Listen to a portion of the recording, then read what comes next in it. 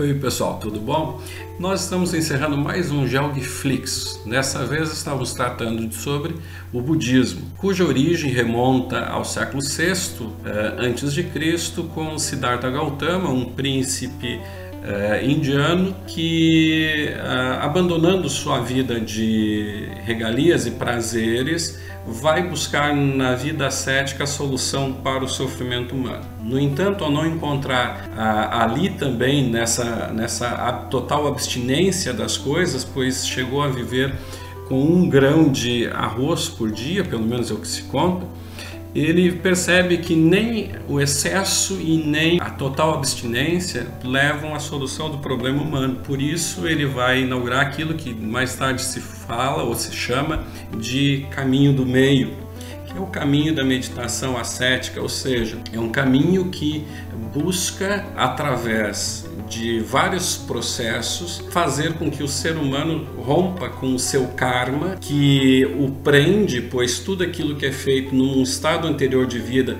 nos alcança no estado atual. Romper vai ser possível e necessário para que possamos sair desse ciclo de morte e renascimento e também, por assim dizer, sairmos daquilo que nos faz sofrer. É interessante notar que para o budismo, e isso é significativo, né, não se fala de Deus ou deuses. Portanto, para muitos o budismo é só uma filosofia de vida, uma forma de encarar a existência, não sendo religião, pois não fala e não trata de Deus ou deuses, e ao mesmo tempo ela não trata também e não tem como seu elemento em nenhum momento a existência de uma alma ou de uma parte espiritual do ser humano. Na verdade, tudo está circunscrito ao nosso estado mental e à nossa existência aqui, e que de alguma forma nessa existência nós somos alcançados por aquilo que fizemos numa vida anterior.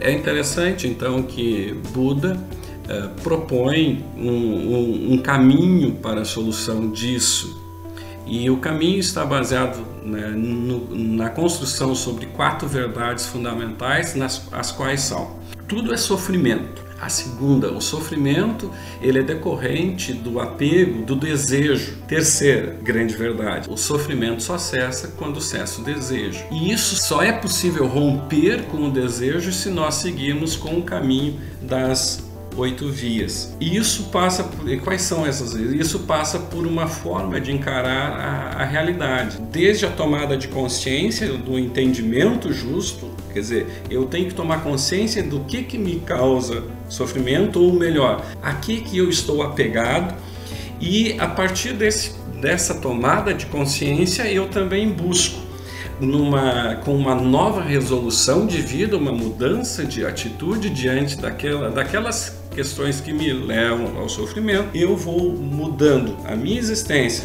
ou seja, tendo uma resolução de fazer as coisas de uma forma diferente, falando, usando a palavra é fundamental, né? Falando com honestidade, abrindo mão da fofoca e coisas semelhantes a essas, tendo uma conduta, uma forma de conduta, uma forma de sustento que sejam dignos e assim por diante.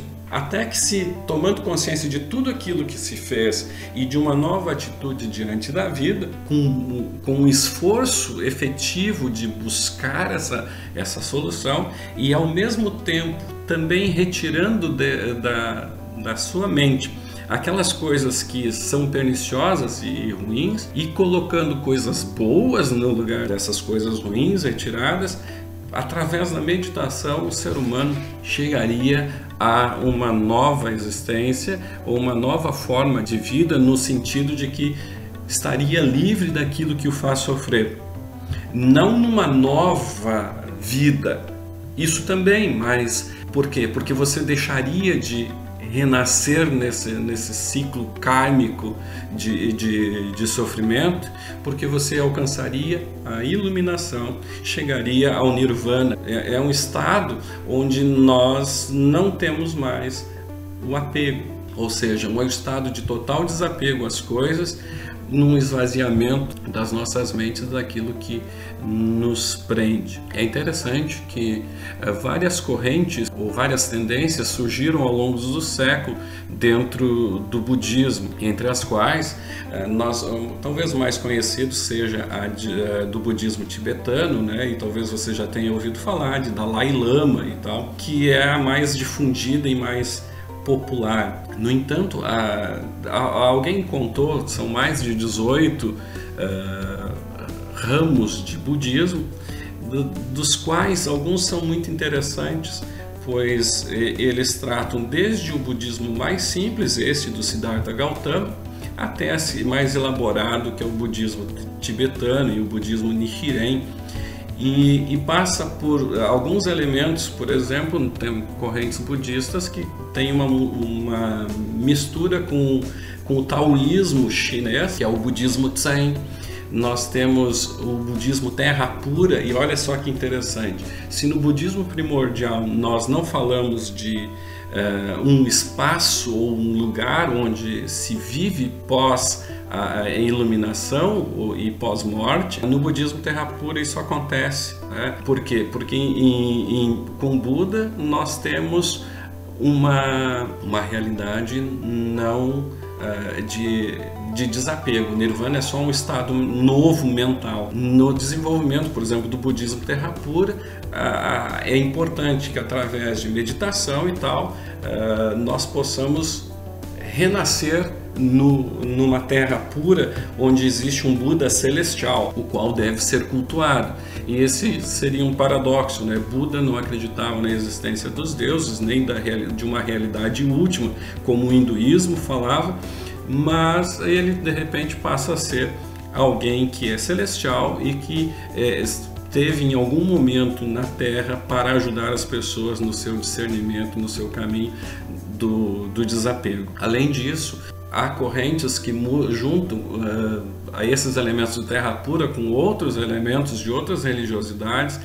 Por exemplo, no caso do budismo tibetano, além de usar essa ideia de um lugar, né, de um budismo terra pura, essa tendência também ela vai juntar isso a práticas monásticas, ou seja, vive-se como monge, mendicante, totalmente desapegado do mundo e assim por diante. Além do que, nós poderíamos dizer que o budismo, né, contemporâneo, nas suas mais variadas manifestações, ele de alguma forma se mantém muito semelhante ao budismo primordial, no entanto apresenta esses aspectos diferenciadores. Bom, o que isso para nós cristãos representa? É significativo que nós olhemos para o budismo e, de fato, nós vamos observar que há práticas muito bacanas dentro do budismo. Por exemplo, não fazer fofoca, não falar mal das pessoas, abster-se de todo tipo de excesso de luxúria, ou seja, da sensualidade exacerbada, ou aquele que só pensa em sexo, ou coisas semelhantes à violência, não maltratar o semelhante, nem animais, nem o planeta, enfim. Então isso é louvável e é interessante. No entanto, para nós cristãos, a grande diferença é que o budismo coloca toda a possibilidade de iluminação do indivíduo no próprio indivíduo, enquanto que para o cristianismo há uma realidade de pecado e da qual a gente só pode superar, ou a qual a gente só pode superar através da fé em Cristo como nosso Senhor e Salvador. O budismo coloca que isso depende do nosso esforço, é necessário que nós nos esforcemos para que alcancemos então a salvação, ou melhor dizendo, não é salvação, né, mas a iluminação. Um outro aspecto que é interessante é que o budismo trabalha com o esvaziamento da mente, e nós colocamos que é preciso que nós nos enchamos da palavra de Deus, do amor de Deus, para que, confiando nesse Deus que vem até nós e no seu amor, possamos ter vida e salvação e ao mesmo tempo poder partilhar esse amor para com outras pessoas, para que elas também alcancem a redenção e a salvação eterna. Portanto, embora haja aspectos que a gente poderia dizer são semelhantes de prática, certamente budismo e cristianismo não são a mesma coisa, pois para o cristianismo o definitivo sempre é a centralidade da pessoa de Cristo Jesus como Deus, como nosso Senhor e também como nosso Salvador, o único através do qual nós podemos ser salvos. Um abraço a todos, que Deus os abençoe e que nós continuemos firmes sempre na fé e na esperança em Cristo Jesus. Amém.